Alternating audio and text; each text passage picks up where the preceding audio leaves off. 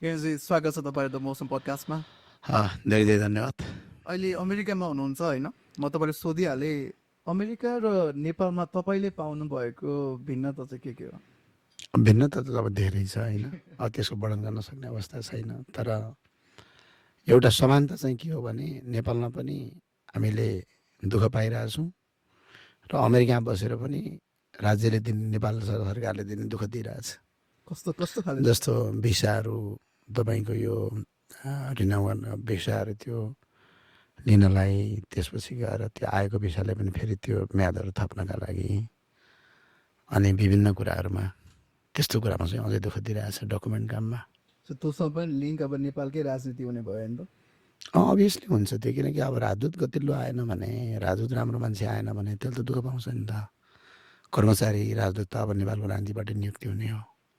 अब हामीले अघि रेकर्ड गर्दाखेरि कुरा पनि गरेको थियौँ हाम्रो एनआरएनए भनेर होइन, भोटिङ राइट्सको बारेमा होइन। अब युएसमा मात्र होइन, सम्पूर्ण होइन गैर आवासीय नेपालीहरू जहाँ जहाँ बस्नुभएको छ विश्वको जुनै कुरामा भए पनि उहाँहरूलाई यो भोटिङ राइट दिने नदिने भन्ने कुरा अलिकति विवादमा पनि छ होइन, हामी देख्छौँ यो। तर एउटा कुरा मैले के नबुझेको भन्दाखेरि चाहिँ अब भोटिङ राइट्स मात्र दिने कि एउटा फुल सिटिजनसिपको राइटै दिने भन्ने कुरा? फुल सिटिजनसिप दिनु पऱ्यो नि, किनभने सबभन्दा ठुलो कुरा के हो भने जस्तो हामीले कोही विदेशीलाई नागरिकता दिन लागेको होइन नि त। जो वंशजको आधारमा जसले नागरिकता प्राप्त गरे, विभिन्न समय कालखण्डमा यहाँको अर्काको देशमा गइसकेपछि त्यो देशको कानुन नीति नियम अनुसार हेर्नुपर्ने हुँदा उहाँहरूले जुन नागरिकता प्राप्त यहाँको सिटिजन लिएपछि नेपालको दोहोरो नागरिकता हुनु पऱ्यो, नेपालको हुनु पऱ्यो नि। अब नेपालमा यो भाषालाई बुझ्ने हो भने चाहिँ राष्ट्रघाती भनिहाल्छन् फेरि नेपालमा, किनभने नेपालमा त त्यो लेभलका मान्छे बस्छन् नि जसले कुनै भौतिक संरचनामा बम हान्यो भने आहा गुड लक कति राम्रो भन्ने त्यो सोचाइ छ नेपालमा होइन। त्यो भावनाले अहिले हाम्रो देशलाई विकसित गर्नका लागि यो त अधिकारको कुरा हो नि त। नागरिकता भनेको वंशजको नागरिकता कसले प्राप्त गर्छ त? जसका पुर्खाले नेपाल भन्ने देश बनाए तिनैका सन्तानले प्राप्त गर्ने नागरिकताको नाम हो वंशजको नागरिकता। नेपालमा झन्डै झन्डै वंशजको नागरिकता लिने मान्छे 90% बढी हुन्छ, किनभने जति पनि नेपालीमा नागरिकता लगेका छन् उनीहरू प्रापूर्वकालदेखि नेपालमा बस्दै आएका, 2224 राज्य हुँदाखेरि नेपाल एकीकरणमा सहयोग गरेका, त्यति मात्रै नभएर तिब्बतसँगको युद्धमा नेपाल बचाउनुपर्छ भनेर लागेका, अङ्ग्रेजसँगको युद्धमा बलिदान प्राप्त गरेका, मुगलसँगको युद्धमा लडेर नेपाललाई सुरक्षित बनाएका। यो अमेरिकाको इतिहासभन्दा नेपालको इतिहास पुरानो छ। त्यो समयदेखि बस्दै आएका सन्तानहरूलाई, उनका सन्तानहरूलाई आज चाहिँ देशको नागरिकताबाट वञ्चित गर्न पाइन्छ। यो पनि 2063 सालमा आएको। 2063 सालमा तपाईँको नागरिकता सम्बन्धी ऐन बन्यो। त्यो ऐनको दफा 10ले यो कुरा भन्यो। त्यहाँभन्दा अगाडि त नागरिकता हुन्थ्यो नि त नेपाली भने। जो अहिले तपाईँले नेताहरूलाई फुलमाला लगाएर खादा सादा बोडेर तपाईँहरू स्वागत गर्नुहुन्छ त्यही मान्छेले तपाईँलाई विदेशी बनाइदियो। यो त हिटलरको कुखुरा जस्तो भनेर यिनीहरू जसले उनीहरूलाई घात गर्यो उनीहरूलाई नै फुलको माला लिएर अझ के भन्छन्, हामी चाहिँ नागरिकता प्राप्त गर्नु पऱ्यो, हामीलाई अन्याय भयो हजुर भनेर तिनै नेताका अगाडि रोही कराई गरिरहेको हुन्छ। तर तिनै नेताहरूले नै तपाईँलाई विदेशी बनाएको हो नि, किनभने 2063 सालमा नागरिकता सम्बन्धी ऐन आयो। त्यो ऐनको दफा 10ले के भन्यो, कुनै पनि नेपाली नागरिकले अन्य देशको नागरिकता प्राप्त गरेमा त्यो नेपालको नागरिकता स्वतः खारेज हुनेछ भने लेखेर होइन त। प्रावधान चाहिँ किन आयो? त्यसको पछाडिको ठुलो राजनीतिक कारण छ। अब जस्तै तपाईँले 46 सालको आन्दोलन हेर्नुहोस् है, हरेक पटक नेपालमा चाहिँ आन्दोलन हुँदाखेरि चाहिँ पहिलोपटक त्यो नयाँ बन्ने सरकारले चाहिँ नागरिकता सम्बन्धी नै हान्छ। जस्तै 2046 सालमा आन्दोलन केका लागि थियो भने बहुदलका लागि थियो। प्रजातन्त्र त पञ्चायतभन्दा अझ पञ्चायत भनेको 46भन्दा राम्रो प्रजातन्त्र हो, किनकि आफ्नो जनप्रतिनिधि पञ्चायतकालमा आफै टिका लगाएर हुँदैन थियो, जनता कहाँ भोटै लिएर आउनु पर्थ्यो। अब जस्तै पञ्चायतकालमा तपाईँले गाउँघरतिर सुन्नुभएको छ भने प्रधान पञ्च भन्छन्। त्यो प्रधान पञ्चहरू अहिलेको गाउँपालिका अध्यक्षले जसरी चुनावमा टिकट लिन्थ्यो त्यसै गरी उहाँ चुनावमा उठेर जनताको भोट ल्याएर भन्ने हो, कसैको नियुक्ति हुँदैन थियो। अझ यहाँभन्दा उत्तम थियो किनकि पार्टी थिएन, राम्रो मान्छेलाई छान्ने भन्ने हुन्थ्यो, स्वतन्त्र मान्छेलाई। अहिलेको जस्तो पार्टी सिस्टम अहिले त मन परे पनि नपरे पनि मेरो पार्टीले टिकट दियो भने त्यसलाई छानिदिनु पर्ने व्यवस्था छ, त्यस्तो थिएन त्यतिखेर। भने उत्तम प्रजातन्त्रको अभ्यास थियो। र स्वयं अहिले अब अमेरिकाको राष्ट्रपतिहरू पनि जस्तो भनौँ न, जस्तो कोही पनि मान्छे राष्ट्रपति लड्न पाउँछ नि त, होइन? नेपालमा प्रधानमन्त्री दलभन्दा बाहिर मान्छे बन्न पाउँछ त? पाउँदैन, अध्यक्ष नै हुनुपर्छ होइन? होइन, पार्टीको अध्यक्षै हुनुपर्छ नि, संसदमा आफ्नो सदस्य हुनुपर्छ।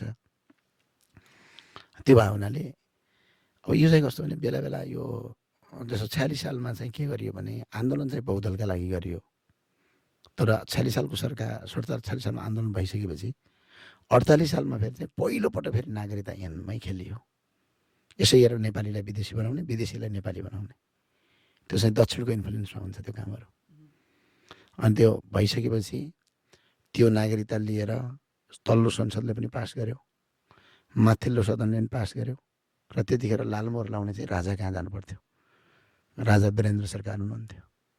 वीरेन्द्र सरकारले, श्रीमान सरकारले म यसरी नेपालीलाई विदेशी, विदेशीलाई नेपाली बनाउने चाहिँ ऐनमा सिग्नेचर गर्दिनँ, म लालमोहर लाउँदिनँ भनेर उहाँले लालमोहर नलगाएर अदालत पठाइदिनु भयो त्यो भन्दा।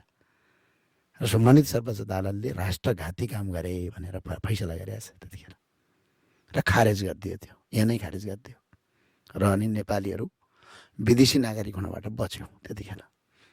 अब त्यसपछि के गर्यो, 62-63 माओवादीले हतियार उठाए। अब अस्ति कि माओवादीका नेताले त मलाई फुलमाला लाएर खादा सादा लगाएर डुलाइराखेको देखाएको थिएँ मैले, र उनीहरूले बनायो तपाईँलाई विदेशी। अनि आन्दोलन गरे, के गरे। 63 सालमा उहाँ 62-63 आन्दोलन भयो। 63 सालमा अन्तरिम सरकार बन्यो। त्यो सरकारको फेरि यो शिक्षा, स्वास्थ्य, रोजगारतिर ध्यान दिनुभन्दा पहिलो फेरि नागरिकतामै हान्यो। 2063 सालमा नागरिकता ऐन आयो। त्यो नागरिकता ऐनको दफा 10ले नेपालीलाई विदेशी बनायो, विदेशीलाई स्वदेशी नेपाली बनायो। अब यो चाहिँ राजनीतिक कारण, किनभने जस्तो माओवादीहरू युद्ध गर्दै गर्दा भारतमा लुकेर बसेका थियो। 46-48 सालको आन्दोलनमा गिरिजाबाबु कहाँ लुक्नु भएको थियो त? भारत लुक्यो होइन? चाक्सीबारीमा, गणेशमान सिंहजीको घर चाक्सीबारीमा इन्डियाका प्रधानमन्त्री, पूर्व प्रधानमन्त्री चन्द्रशेखर आएर भाषण गरे हो कि होइन? त्यति मात्र होइन, खुल्ला मञ्चमा सम्म राजाका विरुद्धमा लड्नुपर्छ भनेर चन्द्रशेखरले भाषण गरे। नेपाली जनताले तल बसेर ताली पड्काए। यस्तो इन्फ्लुएन्स हुन्छ, र त्यहीको अहिले दुःख तपाईँहरूले भोगिराख्नु भएको छ। होइन, हामी यो संविधानको कुरा धेरै गर्छौँ होइन? अब संविधान संशोधनको कुराहरू विषयहरू धेरै नै छन्। तपाईँले यो एउटा पोइन्ट ल्याउनु भएको चाहिँ एउटा कुरा चाहिँ मलाई जिज्ञासा चाहिँ, हाम्रो संविधान हामीले नि बनाएको होइन र? होइन, एनजिओले बनाएको संविधान हो। कसरी हामीले बनाउन सक्छ? पढ्न लेख्न नजान्ने मान्छे सांसद हुन्छ, कसरी बनाउँछ? आफ्नो नाम त लेख्न सक्दैन थियो, कसरी बनायो? त्यो हेर्दै हो, त्यो कसैले लेखेर ल्याएको डकुमेन्ट पेश गरेर। अस्ति एक दिन भयो त हाम्रो संसदमा कुलिङ पिरियड सम्बन्धी जो अहिले चलिरहेछ, भर्खर अहिले राजीनामा दिनुभयो रामहरि खतिवडाजीले। नेपालमा पहिला कस्तो थियो भनेपछि संसदबाट कुनै पनि विधेयक पास हुनुभन्दा अगाडि पञ्चायतकालमा के थियो भने त्यो विधेयक चाहिँ सभामुखले पढ्नु पर्थ्यो क्या, अगाडि बसेर दफा दफा पढ्नु पर्थ्यो, अक्षर पढ्नु पर्थ्यो, सबैले तल बसेर सुन्नु पर्थ्यो। चित्त बुझेन भने त्यहीँनिर विरोध गर्न पाइन्थ्यो क्या। अहिले त्यस्तो हुँदैन। समितिले पास गरेर ल्याएको हुन्छ, नेपालका 90% सांसदलाई त्यहाँभित्र कुरा के छ भन्ने थाहा पनि हुँदैन, पास गरिदिन्छ, दलको आधारमा पास हुने हो त्यहाँ। अब जस्तो नेपाली काङ्ग्रेसले कुनै विधेयक पास गर्नुपर्छ भनेर व्हिप जारी गर्यो भने अब आफ्नो इच्छा पनि राख्न पाइँदैन। हामीले संसारकै सबभन्दा काम नलाग्ने घटिया व्यवस्था ल्याएको छौँ नेपालमा। कुन व्यवस्था? अब यसलाई के भन्ने, छाडातन्त्र भन्नुपर्छ। यो लोकतन्त्र पनि होइन, यो प्रजातन्त्र पनि होइन। यो जस्तै सांसद स्वतन्त्र हुँदैन, ल भन्नुहोस्, सांसद स्वतन्त्र हुँदैन। जस्तो अस्ति त्यो कुलिङ पिरियडमा के भयो? अब कुलिङ पिरियडमा हामीले के भनेको थियौँ भने कुनै पनि कर्मचारीहरू रिटायर भएको 2 महिनापछि 2 वर्षसम्म कुनै राजदूत साधुत हुन नपाउने, किनभने उनीहरूले चाहिँ यो लबिङ गरेर चाहिँ त्यसको सिस्टमै बिगारे भनेर हामी सबै सांसदहरू एक भएर समितिबाट पास गर्ने हो नि त, समितिमा पास गरेर त्यो चाहिँ संसदमा पठाइयो। तर रातारात त्यसलाई के गरेछन्, समितिको सभापति र केही कर्मचारीहरू मिलेर त्यो चेन्ज गरिदिए। त्यो चेन्जै गरिदिए। हामीले एउटा पास गऱ्यौँ, तिनले अर्को लेखेर पठाइदिए। अनि त्यो संसदमा आइसकेपछि त्यो पढ्दै नपढ्दै त्यो संसदबाट पास भइदियो क्या। त्यो क्रिमिनल होइन र त्यो अफेन्स? अब त्यसका लागि समिति बनाएर अहिले क्रिमिनल हो भने जेल हाल्नुपर्छ भन्ने हामीले माग गरिरहेको छौँ। र त्यो समिति बनाउनभन्दा अगाडि चाहिँ म आफै सम्मानित म त दलको प्रमुख सचेतक भएको हुनाले अनि म चाहिँ सभामुखसँग हामी बसेर 5-6 जना यसलाई अनुसन्धान गर्नुपर्छ भनेर एउटा समिति गठन गराइदिएर मात्र म यहाँ अमेरिका आएको थिएँ र मेरो पार्टीको तर्फबाट चाहिँ हामीले रोशन कार्कीलाई पठाएका थियौँ त्यो समितिमा। दलको प्रमुख सचेतकहरूको काम हुन्छ यो चाहिँ। यो होइन, अब अहिले उनी दोषी ठहर भएका छन्। अब उनलाई पक्राउ गरेर अनुसन्धान गर्नुपर्ने ठाउँमा उनी खुला हिँडिरहेछन्, अझ भाषण गर्दै हिँडिरहेछन्। नेपालमा जे नै चल्छ। चल्छ। अघि तपाईँले दल पार्टी अब दलगत हुन्छ होइन, दलकै रिप्रेजेन्ट गर्छ नेपालीहरूको होइन भन्दाखेरि तपाईँ पनि अब सांसद हुनुहुन्छ राम्रो पार्टीको। मेरो पनि बाध्यता हो, किन दलीय राजनीतिमा गइएन भने मेयर त हुन सकिन्छ, सांसद पनि हुन सकिएला। तर देशमा अहिले किनभने यो विधेयकहरू पास गर्दाखेरि हरेकहरू पास गर्दाखेरि जस्तो त्यो दलको आवश्यकता हुन्छ। संसदमा चाहिँ अब अहिले पनि हाम्रो 5-6 जना सांसद त हुनुहुन्छ स्वतन्त्र, तर त्यो स्वतन्त्र सांसदहरूको काम भनेको बोलिदिने मात्र भएको छ क्या, त्यो लागु हुँदैन। किनभने संसदमा अङ्गगणित पुऱ्याउनु पऱ्यो नि त। हामी संसदीय व्यवस्थामा नभएर प्रत्यक्ष निर्वाचित कार्यकारीको व्यवस्थामा भइदिए भए कुनै पार्टीसँग आबद्ध हुनुपर्छ भन्ने छैन, त्यो राम्रो हुन्थ्यो। तर अहिले त संसदीय व्यवस्थामा छौँ, फेरि हामी त मेयर होइनौँ। मेयर भयो भने स्वतन्त्र जित्यो नि कहाँ भन्छ, किनभने ऊ एक्जिक्युटिभ हुन्छ। र फेरि भोटिङ राइट उसको कति हुन्छ भने 51% हुन्छ डिसिजन मेकिङ राइट। 51 मेयर आफै हो, अरू चाहिँ 49 हुन्छ। जस्तो कुनै पनि नगरपालिकाको मेयरले कुनै पनि काम गर्न चाहेपछि उसले एक्लै निर्णय गर्न सक्छ, तर संसदमा चाहिँ एक्लै निर्णय हुँदैन। त्यो चाहिँ 50% पुग्नै पर्छ। तपाईँ संसदमै चाहिँ किन आउनुभयो त? होइन, जस्तो त्यहाँ संसदमा आउनुको मुख्य कारण के हो भने जस्तो हामीले जुन आवाजहरू सडकमा उठाइराखेका थियौँ त्यो आवाजहरू चाहिँ संसदमा उठाउनुपर्छ, नीति नियम गर्ने ठाउँमा त्यसलाई चाहिँ अगाडि बढाउनुपर्छ भन्ने भयो। अब यही सम्बन्धी अब आइयो र अब हाम्रो काम भने त विकास निर्माणसँग होइन, संसदको आवाज उठाउने हो। अहिले कति भ्रष्टाचार हुन्थ्यो जो कुरा हामीहरू नयाँ साथीहरू आएपछि कमसेकम पब्लिकले त थाहा पाएको छ नि। कारवाही गर्न सक्ने अधिकार हाम्रो त छैन, हामी सरकारमा छैनौँ होइन, तर पब्लिक कहाँ त्यो कुरा त गएको छ नि त। आज जनताले त थाहा पाएको छ नि त, त्यो त हामीले संसदमा उठायौँ नि त त्यो कुरालाई। र अनि अर्को कुरा विधेयक बनाउने कुरामा चाहिँ हाम्रो अहम भूमिका हुन्छ। जस्तो धेरै राष्ट्रघाती विधेयकहरू आएका थिए यहाँभन्दा अगाडि, हामीले प्रत्येकलाई रोकेका छौँ।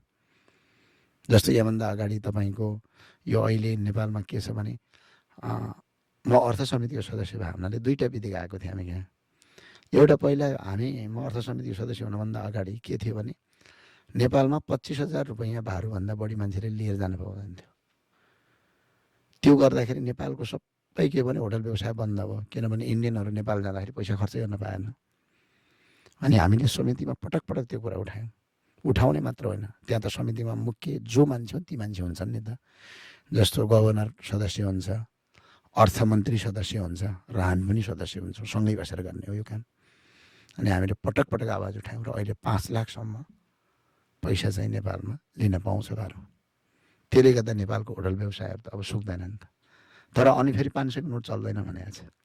एउटा खतरा कुरो, त्यतिखेर हामीले मौद्रिक नीति सम्बन्धीको ब्याङ्किङ कसुर सम्बन्धीको ऐन आएको थियो। त्यसमा तपाईँले अहिले गएर हेर्दा पनि हुन्छ, म मात्रै एकजना त्यो संशोधन हाल्ने। तर त्यो संशोधन पास भयो किनकि समिति मेरो आफ्नै थियो, किनकि म अर्थ समितिमै आउँथ्यो त्यो बिल।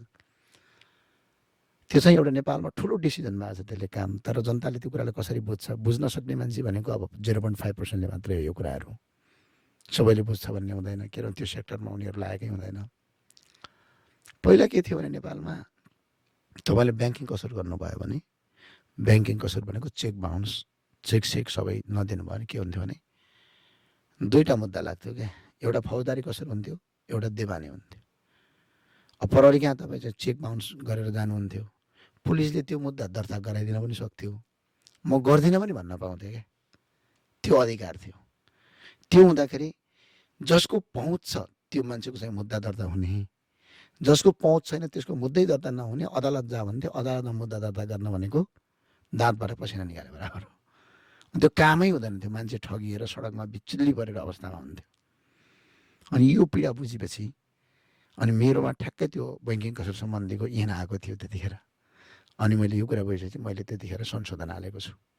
ब्याङ्किङ कसुर सम्बन्धी यदि कुनै पनि मुद्दाहरू देवानी र फौजदारी नहुने, सिधै फौजदारी कसुर हुने, पुलिसले मुद्दा दर्ता गराउनै पर्ने म गर्दिनँ भन्न नपाउने भनेर मैले संशोधन हालेँ र समितिमा पनि आयो, त्यहाँ छलफलमा भाग पनि लगेँ र त्यो हुबहु संसदबाट पास भयो, दुइटै सदनबाट।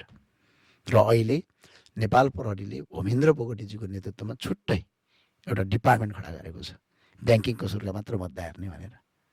र अब नेपालमा कसैले पैसा ठगी भयो भने अब पहिलाको जस्तो प्रहरी कार्यालय जाने, पुलिसले मुद्दा लिँदैन भन्न पाउँदैन, लिनै पर्छ त्यो। फौजदारी अभियोग लाग्ने भयो। सिधै लाग्छ भने कति मान्छेलाई त्यो कुराले रिलिफ भयो नि त। अब हामी त्यहाँ जितेर नआइदियो भए त्यो हुँदैन, त्यो जनताले त भन्दैन त। संसदीय समितिले काम चाहिँ गर्छ गर्छ नि, किन गर्दैन? कि तपाईँ भएकोले मात्र गर्छ? होइन गर्छ। संसदीय समितिको काम संसदीय समितिले काम नगर्ने होइन त हो, तर राम्रो काम गर्छ कि गलत काम गर्छ भन्ने हो।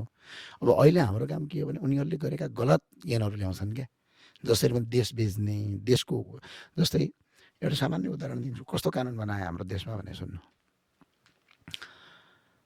2068 सालमा सायद बाबुराम भट्टराई प्रधानमन्त्री हुनुहुन्थ्यो होला जस्तो लाग्छ मलाई। उहाँ प्रधानमन्त्री हुँदाखेरि अस्ति मैले संसदमा भन्दा पनि समितिमा छलफल पनि राखेका थियौँ। अहिले नेपालमा के भयो भने जस्तै हामी नेपालमा गाडीमा भन्सार कर कति छ भने 300% छ होइन। अमेरिकामा 1 करोड पर्ने गाडी चाहिँ हामी कहाँ 6 करोड पर्छ, 1.5 करोड पर्ने गाडी। तपाईँले अहिले चढेको गाडी मैले हेरेँ, त्यो मर्सिडिज हो होइन, माज्दा हो। अब माज्दा नेपालमा कति, तपाईँलाई कति पर्छ? भने नेपाल कति भयो कन्भर्ट गर्दाखेरि? त्यही 50 लाख, 42, 48, अब आज 140 अर्डर पुग्यो होला होइन। 45 लाख होइन मानौँ।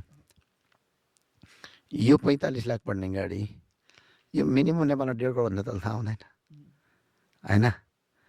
अनि किन यति महँगो छ भन्दाखेरि हामीले भन्सार कर महँगो लिन्छौँ। 298% भन्सार कर छ नेपालमा। अनि त्यसरी चाहिँ गाडी खरिद बिक्री भए।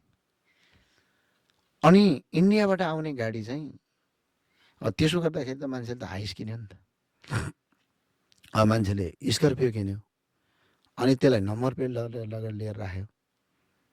त्यो कसैलाई भने बाहिरबाट आएको मान्छे बोक्नलाई राख्यो त्यति महँगो गरेर। अनि बाबुराम भट्टराईले एउटा नियम पास गर्नुभयो। के पास गर्नुभयो भने ठ्याक्कै पारेर यो सवारी साधन सम्बन्धीको ऐन भन्छ 2068 पास गर्नुभएको छ। के गरिदिनु भयो भने इन्डियाबाट कोही पनि मान्छेले भन्सार करमा त्यो दिनको 500 रुपियाँ तिर्यो भने इन्डियाको गाडी सिधै मुस्ताङ जान पाउने गरिदिनु भयो क्या, सिधै भेटेटार जान पाउने गरिदिनु भयो। अब नेपालमा आएर कसैले गाडी बुकिङ गर्छ त त्यसपछि? अनि नेपालको व्यवसाय सबै डुब्यो कि डुबेन? कि त भन्सार कर लाउनु हुन्थेन। अब इन्डियामा त्यही गाडी किन्दा 16 लाख नेपाली यहाँ पाइन्छ, त्यही गाडी नेपालमा किन्दा 80 लाख रुपियाँ नेपाली पर्छ। अनि 80 लाख रुपियाँ नेपाली लगानी गरेर कसैले प्यासेन्जर बोक्न पाएन भने अनि त्यो अपराध गरे हो किन राज्यले? अनि यस्ता यस्ता कानुनहरू बन्छन् क्या। देश बर्बाद भनेको संसदबाट र कर्मचारीबाट हुन्छ क्या, बुझ्नुभयो? यसमा हो, यसलाई अहिले हाम्रो काम भनेको अब यसमा निर्णय गर्न सक्ने अधिकार त हामीसँग छैन, किनकि जनताले हामीलाई बहुमत दिएन त हाम्रो के दोष? के गर्छौँ मङ्गलले आफ्नै ढङ्गले। यदि हो हामीले जानेर रोक्न सक्ने कुरा त्यतिसम्म खबरदारी गर्ने रोक्ने काम अहिले हाम्रो संसदको काम हो। तपाईँले बहुमतकै कुरा गर्दाखेरि तपाईँ राप्रपासँग सम्बन्धित हुनुहुन्छ होइन। मेरो घरमा अब मेरो हजुरबा राप्रपा, मेरो ड्याड एमाले हुनुहुन्छ थियो ओफुली, अनि मेरो अङ्कल चाहिँ कङ्ग्रेस होइन। सो 3टा पार्टीलाई देखेर म अलिकति हुर्केँ कि। अनि राप्रपा चाहिँ मलाई सधैँ बुढाहरूको पार्टी जस्तो लाग्थ्यो होइन। अब तपाईँ एक युवा नेता हुनुहुन्छ होइन, नेपाली पोलिटिक्समा आउनुभएको छ, केही चेन्ज ल्याउँ भनेर आउनुभएको छ, परिवर्तनशील हुन्छ तपाईँ। अब तपाईँ राप्रपासँग सम्बन्धित हुने कारण चाहिँ कि तपाईँ अब एउटा के राजावादी पनि भन्छ होइन। अब तपाईँ आफै भएको होला, तपाईँ हुनुहुन्छ कि हुनुहुन्न भनेर होइन। त्यही कारणले तपाईँ राप्रपामा हुनुहुन्छ कि अरू कारणहरू पनि छन्? तपाईँले मैले भन्ने कुरा, तपाईँको बाजे राप्रपा हुनुभयो, तर अहिले तपाईँको युवाहरू हेर्ने भने सबै राप्रपा छ कि, एउटा पुस्ता छ कि। अब अहिले राप्रपाको अध्यक्ष चाहिँ नेपालका अध्यक्षहरूमध्ये सबभन्दा कान्छो उमेरको अध्यक्ष हो, राजेन्द्र प्रसाद लिङ्गदेन। सबभन्दा कान्छो हुन्छ उमेरले, रवि लामिछाने बाहेक त्यहाँभन्दा पछाडि सबभन्दा कान्छो होइन अरू पुराना पार्टीहरूमध्ये। र प्रवक्ता छौँ म रापरपाको पदाधिकारी भन्छ। प्रवक्ता भनेको हाम्रो सिनियर पदाधिकारी हुन्छ। हामी टप 5 टप 10 भित्र पर्छौँ। म दलको प्रमुख सचेतक पनि छु र कुनै पनि पार्टीको प्रवक्ता हुने, सबभन्दा राष्ट्रिय पार्टीको प्रवक्ता हुने सबभन्दा कान्छो मेरो मान्छे म हो भने अब यो युवाको पार्टी हो भने मैले 40 वर्ष मुनिका मात्रै हाम्रो केन्द्रीय सदस्य 40 जना 20 जनाभन्दा बढी केन्द्रीय सदस्य हामीले अस्ति मात्र नियुक्ति गरेका छौँ रापरमा।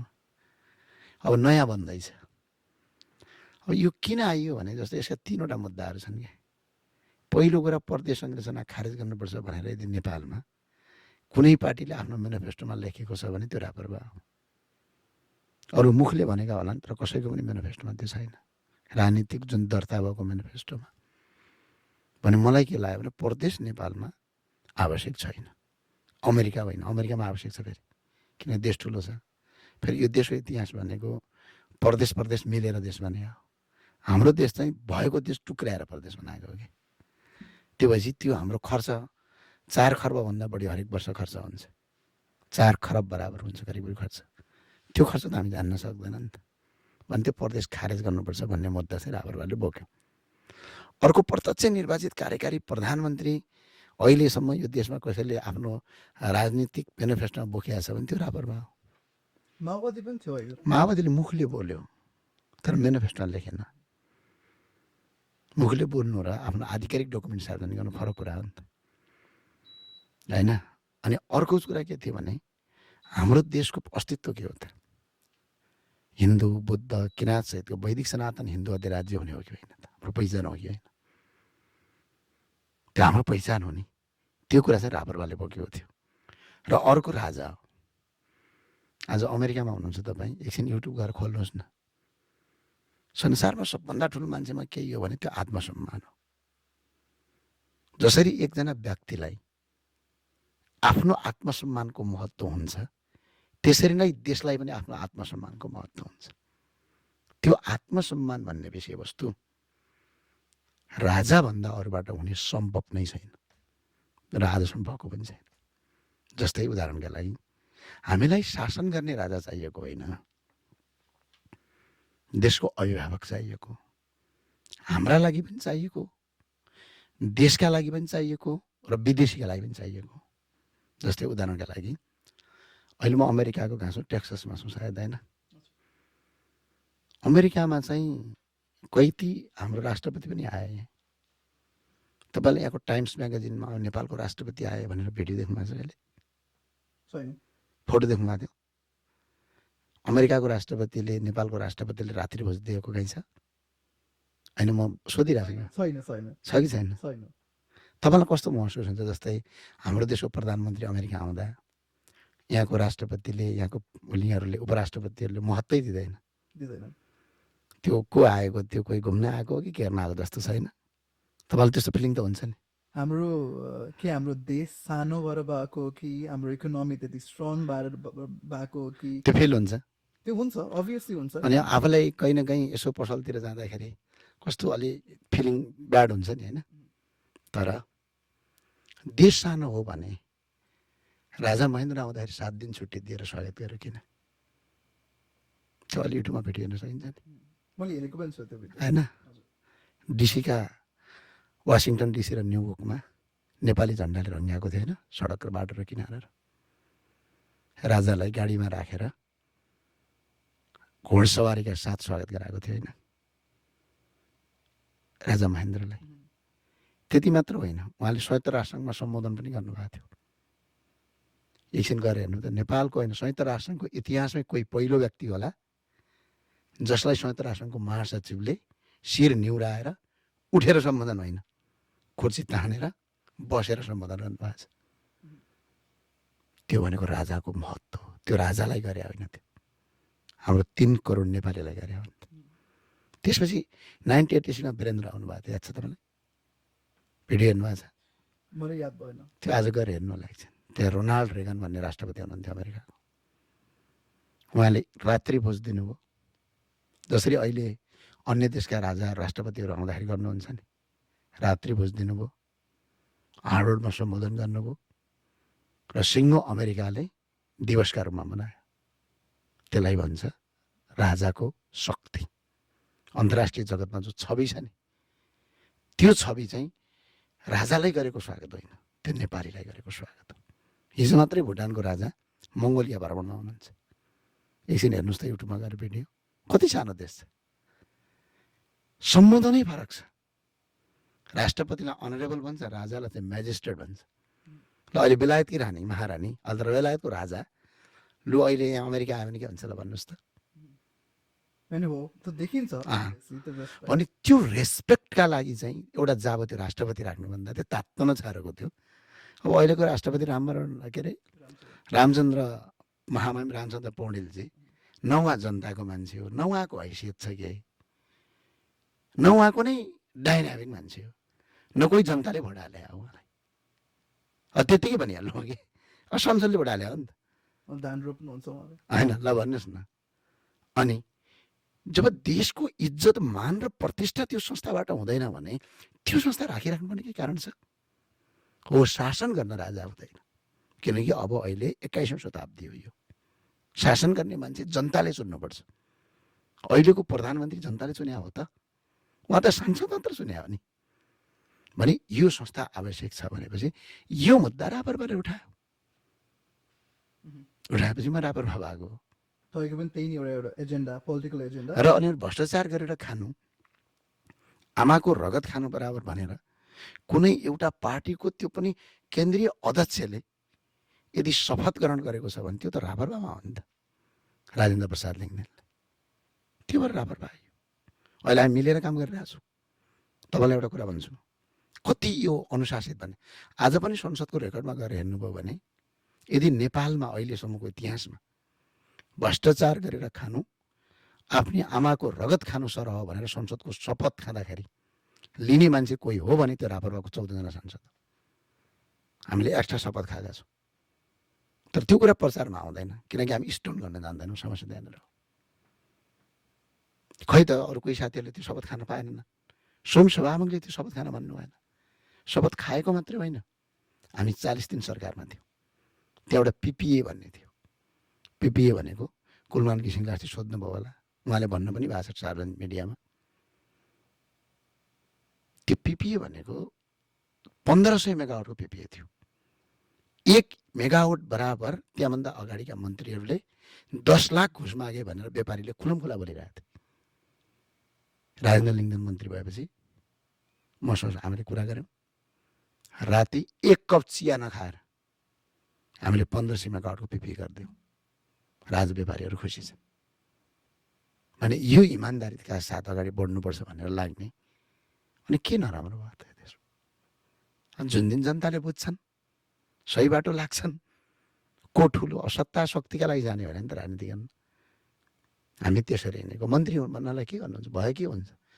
अहिले पनि मेरो पार्टीमा कुम ठोक्ने हो भने 4-5 जना मन्त्री त कुम ठोकेर हिँडिन्छ पुरा मन्त्रीहरू। हुने रहेछ के त? केही पनि हुँदैन। इमान्दारी त सबभन्दा ठुलो कुरा हो।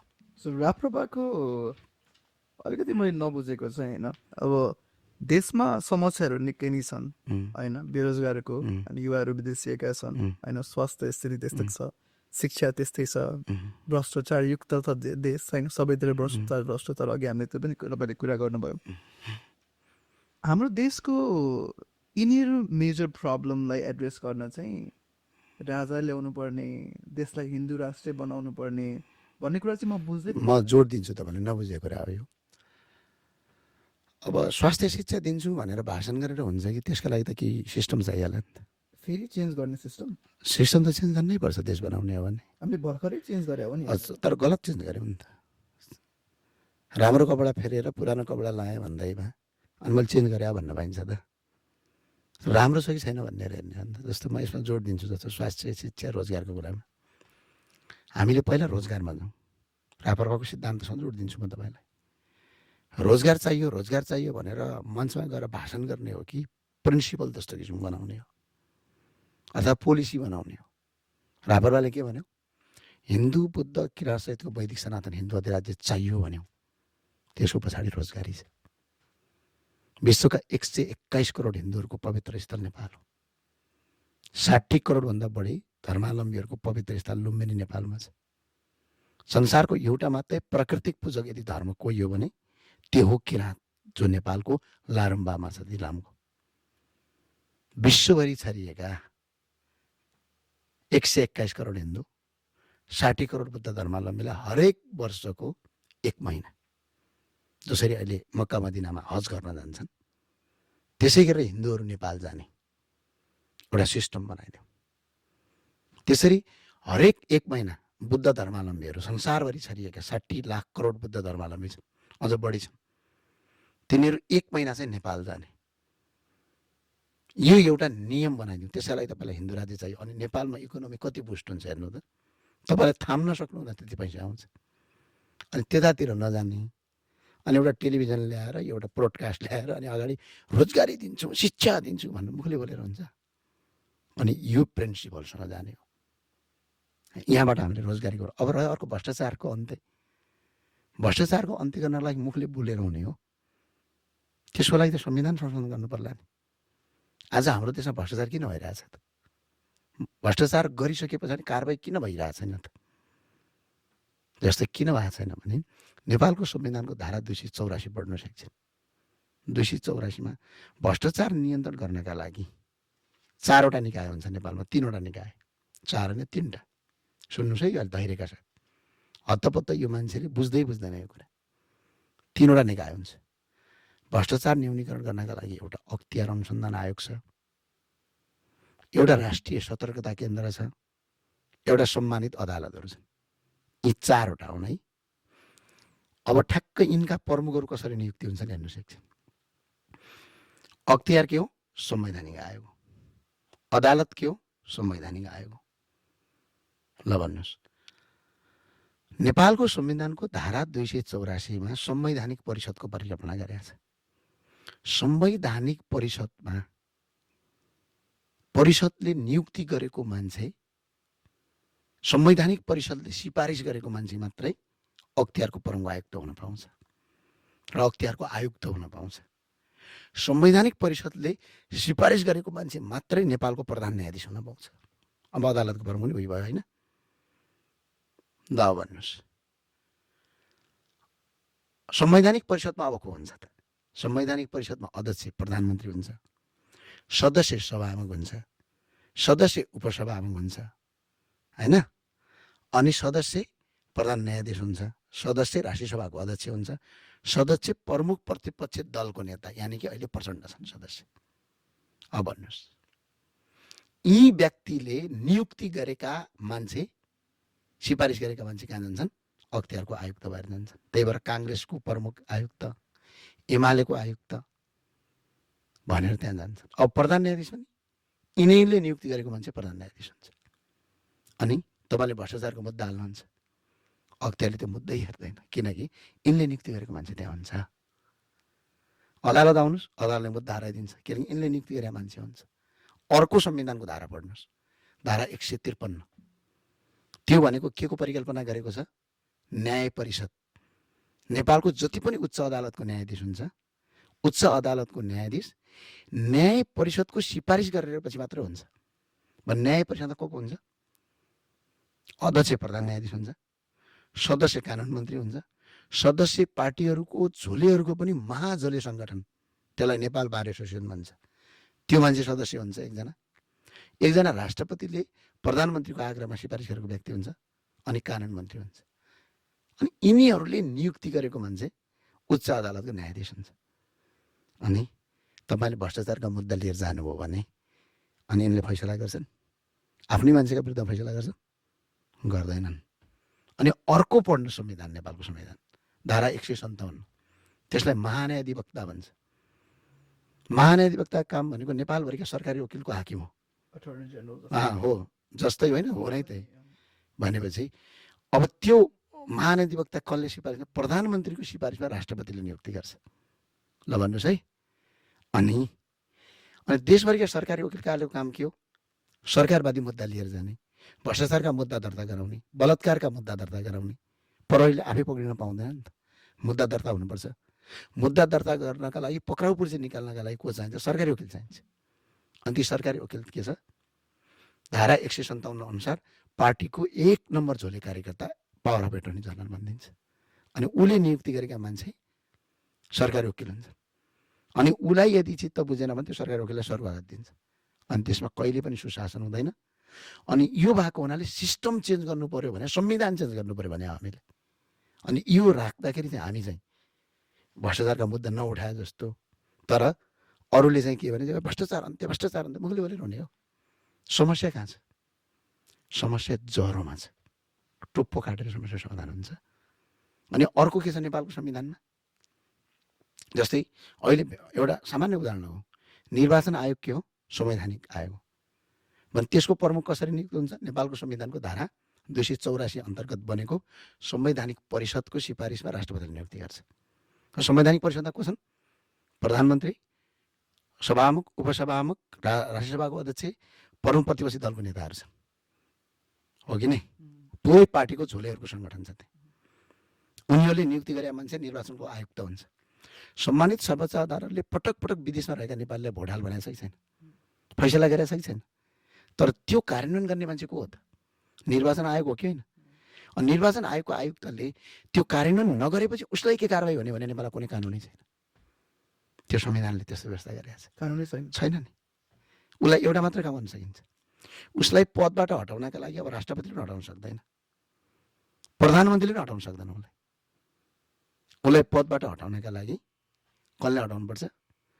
संसदको 2/3 पुग्यो भने 185 जना संसद महाभियोग प्रस्ताव भने मात्र हटाउन मिल्छ। त्यो कारवाही गर्न होइन, हटाउन, इम्पिच गर्नु पर्यो। अनि त्यो सम्भव नै छैन नेपाल। त्यही भावना त, तर यहाँको पावर अफ एटर्नी त यहाँको तपाईँको निर्वाचन आयोगको प्रमुख त 1 सेकेन्डमा हटाइदिन्छ नि राष्ट्रपतिले चाह्यो भने। चित्त बुझेन अलग जान पाउँछ। यहाँको चेन अफ कमान्ड छैन हामी कहाँ। जस्तै यहाँको अहिलेको नमानौँ यहाँको मुख्य सचिवलाई, जो फेडरल गभर्मेन्टको मुख्य सचिव हुन्छ, त्यसलाई चिफ एक्जिक्युटिभलाई राष्ट्रपति हटाउन चाह्यो भने 1 मिनट हटाइदिन्छ। तर नेपालमा प्रधानमन्त्री हटाउनु पाउँछ? हटाउनै पाउँदैन। एउटा प्रक्रिया त अब यहाँ पनि छ। जस्तै अब तपाईँले अपोइन्टमेन्टको कुरा गर्दाखेरि चाहिँ जस्तै अब अटर्नी जेनरलै भयो होइन, अरू मन्त्रीहरू, सेक्रेटरी छ, अब प्रेसिडेन्टले अपोइन्ट गर्छ अनि सेनेटले कन्फर्म गर्ने हो 2/3 होइन, मेजोरिटी भोटले बेसिकली। सो नेपालमा पनि त्यो छैन। त्यस्तै प्रावधान। फेरि यस्तो छ, यहाँको चाहिँ के छ भने जो एक्जिक्युटिभ प्रमुख हुन्छ त्यो चाहिँ जनताबाट निर्वाचित हुन्छ, इलेक्टेड हजुर। तर नेपालमा जनताबाट हुँदैन नि। अन्त पार्टीहरूको झोलेहरूको महाझोले पाबन्दी भन्ने हो नि त देशमा। अनि कसरी हुन्छ? चेन अफ कमान्ड छैन नि त नेपालमा। जस्तो नेपालको सरकारी कर्मचारी थाहै हुन्छ नि, थाहा छ तपाईँलाई, तर यहाँको सरकारी कर्मचारी त थाहै हुँदैन नि। उनलाई कहिले पनि हटाउन पाउँदैन सरकारी कर्मचारीलाई, जति भ्रष्टाचार गरे पनि, धेरै गरे पनि सर गर्न पाइन्छ। अनि देश कसरी भन्छ? अनि यो संविधानलाई यस्ता यस्ता मुद्दाले देश बर्बाद भएको छ, यसलाई संशोधन गरौँ भन्दाखेरि हामी चाहिँ भ्रष्टाचारको मुद्दा नउठाए जस्तो। तर अनि एउटा माइक राखेर यो मान्छे गलत हो, भ्रष्टाचार भयो भनेर मुखले भाषण गरेर बस्नुहुन्थ्यो भने हो र? रियलिस्टिकमा जानु पर्यो। तपाईँले भनेअनुसार त यो प्रब्लमहरू त कहिले सल्भ नहुने जस्तो देखिन्छ नि त होइन? किन त्यसका लागि जम्मा एउटा कारण हो, विरोध गरेर हुँदैन नि। जस्तै तपाईँले नि भन्नु न, मै संसदमा जाँदाखेरि ओम्नी काण्ड आयो, हजुर, अब नाइर्दयनको अहिले भिजिट भिसा काण्ड आइराखेको छ, गिरिबन्धु काण्ड आइरहेछ, खारायो भएको छ त। घाँटी सुक्नेखेरि मैले कराउँछु, सुक्दा सुक्दा रविजी जेल गइसक्नु होइन, भयो त। यो हुनका लागि त त्यो संवैधानिक परिषद जो छ, संविधान संशोधन गर्नु पऱ्यो नि त। त्यही निर्वाचन आयोग त होइन सिधै लोकसेवा आयोग पास गरेर आउने, यदि गलत काम गऱ्यो भने प्रधानमन्त्रीले सिधै हटाउन मिल्ने भन्ने नियम भइदियो भए आज त्यसले गलत काम गर्थ्यो त? अख्तियारका आयुक्तहरू स्वतन्त्र आयोग गठन गरेर आउने, निर्वाचन अर्थात् इक्जामै दिएर आउने, पार्टीगत रूपमा नराख्ने। त्यसमा यदि अख्तियारका आयुक्तले भ्रष्टाचार गरे, यदि भ्रष्टाचारलाई कारवाही गरेनन् भनेपछि उनीहरूलाई डबल सजाय गर्ने भनेर नेपालको संविधानमा लेखा भए आज उनीहरू डराएर काम हुन्थ्यो कि हुँदैन? अनि हामी के गरिरहेछौँ भने एउटा बिग्रेको गाडी छ, इन्जिन बिग्रेको, हामी इन्जिन फेरिरहेको छैनौँ कि हामी ड्राइभर परिवर्तन गरिरहेछौँ कि? अनि गन्तव्यमा पुर्याउँछ बिग्रेको गाडीले। व्यक्ति त परिवर्तन गऱ्यौँ त, हामीले गरेनौँ। बाबुराम भट्टराई ल्यायौँ, प्रचण्ड ल्यायौँ होइन, गगन थापा ल्याइसक्यौँ, रवि लामिछाने ल्यायौँ। देशमा के परिवर्तन भयो त? भयो कि? यति पनि केही परिवर्तन भयो? किन भएन भने हामी ड्राइभर मात्र चेन्ज गरिराखेका छौँ, गाडी चाहिँ बिग्रेको छ, ड्राइभर मात्र चेन्ज गरिरहेका छौँ, इन्जिन हामीले चेन्ज गरिरहेका छैनौँ। अनि जस्तो ड्राइभर आए पनि इन्जिन खराब छ भने गन्तव्य पुर्याउँछ। त्यही भावनाले हामीले अबको आवश्यकता के हो भने इन्जिन पनि परिवर्तन गर्नु पर्यो, ड्राइभर पनि परिवर्तन गर्नु पर्यो क्या। अनि कस्तो किसिमको संसद भवन छ हेर्नुभएको छ तपाईँले। ऐन नियम पास गर्दाखेरि नेपालको अहिले 70% भन्दा बढी सांसदहरू पढ्न पनि आउँदैन ऐन कानुनहरू। हामीले भोट दिएको होइन र उनीहरूलाई। कहाँ दिनुभयो तपाईँले? समानुपातिको कुरा गर्नु हो त, कहाँबाट दिनुभयो तपाईँले? ल भोट दिएर आयो त कमसेकम जनताबाट जितेर आयो, यति त मान्नुपर्छ भन्ने अन्त कसरी आयो? समानुपातिको पनि एउटा प्रावधान होइन र? अब मार्जिनलाइज कम्युनिटीहरूलाई चाहिँ एउटा भोइस दिउँ भन्ने हिसाबले त्यो होइन, होइन त्यो? त्यो के हो? त्यो कहाँ गर्नुपर्ने? जस्तै अमेरिकामा पनि मार्जिनलाइज दिन्छ क्या। जस्तै नेपाल प्रहरीको इन्सपेक्टर बन्नका लागि के चाहिनुपर्छ? ब्याचलर पास गर्नु पर्यो, फिजिकल फिटनेस हुनु पर्यो होइन? अनि तर हामीले कहाँनिर दिनुपर्ने भने त्यो मान्छेलाई पढ्नका लागि दिनुपर्ने हो। हजुर। पढ्नका लागि चाहिँ हामीले सुविधा दिनुपर्ने हो। कोही गरिबको छोराछोरी पढ्न पाएको छैन भने त्यो पढ्नका लागि सुविधा दिनुपर्ने। यदि कोही गरिबको छोराछोरीले त्यो इन्सपेक्टर बन्नका लागि बिहान बेलुका खाने डाइटहरू छैन भने त्यो डाइटको व्यवस्था गर्नुपर्ने। सबै कुरामा फिट भयो भने लोकसेवा आयोगको इक्जाम त प्रतिस्पर्धामा जानु पर्यो नि त। हामी कहाँ चाहिँ के छ, यता पढ्नलाई सुविधा नदिने, यता डाइट पेल्नलाई सुविधा नदिने, अनि लोकसेवा आयोगमा त यो जातको जन्मे हुनाले तैँले चाहिँ बढी नम्बर पाउनुपर्ने भन्ने छ कि। अनि देश बन्छ त्यसरी। अनक्वालिफाइड मान्छेहरूको झुन्डले देश बन्छ। अहिले सांसद पनि ठ्याक्कै त्यही हो। त्यसो भने मार्जिनलाइज भने के? जस्तो अमेरिकाभन्दा बढी मार्जिनलाइज छ र नेपालमा? यहाँ जात छ कि छैन? रेस भनौँ न, छ कि छैन? अनि यहाँ जात छ भने यहाँ समानुपाति किन राखेको छैन त? नेपालमा चाहिँ के आपत्ति पर्यो त? अनि यसैको अमेरिकाको सिको गरे भन्छ नि नेपालमा प्रजातन्त्र होइन? यो भनेको कस्तो भने तपाईँलाई म ड्राइभरको उदाहरण दिन्छु। तपाईँ कहाँ एउटा ड्राइभर जातमा जन्मेका आधारमा ड्राइभर राखिदिनु हो तपाईँले गाडी चलाउने, तर त्योसँग सिप पनि छैन, क्षमता पनि छैन भने तपाईँको गाडी राम्रो चल्छ कि एक्सिडेन्ट हुन्छ? एक्सिडेन्ट हुन्छ। अनि सांसद भने के हो? देशको ड्राइभर हो कि होइन? हामी त देशको ड्राइभर हो नि। हामीले बनाएको नीति नियमले देश बन्ने हो नि त। भने हामी ड्राइभर हो कि होइन? अनि त्यो ड्राइभर क्वालिटीहीन मान्छे लगेर थुपारेपछि अनि देश बन्छ भनेर तपाईँ सपना दिनु, तपाईँ कस्तो पढ्मूर्ख? म इन्टरभ्यू दिनु झन् पढ्मूर्ख। समस्या कहाँ हो? संरक्षण चाहिँ हुनु हुँदैन भन्नु आवश्यकतै छैन। जित्ने आउने के को लागि संरक्षण? कताको संरक्षण? 2 जना पार्टीका कार्यकर्ताले सांसद बन्नलाई संरक्षण चाहिन्छ? के आवश्यकता छ? त्यो चाहिँ क्षमताले आउने हो नि त। के मार्जिनलाइज नेपालमा चुनाव नलड भनेको छ र? दलित भएपछि नेपालमा चुनाव लड्न नपाइने भन्ने कानुनी व्यवस्था छ र? छैन। जनजाति भएपछि चुनाव लड्न पाउँदैन भन्ने कानुनी व्यवस्था छ नेपालमा? छैन नि।